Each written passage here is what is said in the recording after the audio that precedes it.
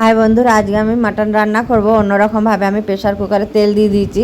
এখানে মাটন ধুয়ে পরিষ্কার করে রেখেছিলাম, মাটনটা দিয়ে দিলাম। স্বাদ মতন লবণ দিয়ে দিয়েছি, 1 চামচ আদা রসুন কাঁচা লঙ্কা বাটা দিয়ে দিলাম, 1 চামচ কাশ্মীরি লঙ্কার গুঁড়ো দিয়ে দিলাম, দিয়ে ভালো করে মাখিয়ে নিয়েছি। এখানে সম্পূর্ণ সব মশলা নিয়েছি, নিয়ে শুকনো খোলায় ভেজে নিলাম।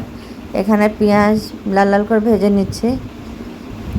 স্বাদ মতন লবণ দিয়ে দিলাম। এখানে আদা রসুন কাঁচা লঙ্কা বাটা দিয়ে দিলাম, দিয়ে ভালো করে মশলাটাকে কষিয়ে নিচ্ছি।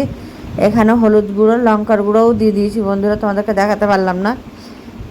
এখানে প্রেশার কুকারের মধ্যে মাটনটাকে সিদ্ধ করে নিয়েছিলাম, 3টে সিটি দিয়ে আবার কড়াইতে দিয়ে ভালো করে কষিয়ে নিচ্ছি। 2টো আলুও আমি দিয়ে দিলাম এর মধ্যে কেটে। দেখো বন্ধুরা কত সুন্দর হয়েছে রান্নাটা।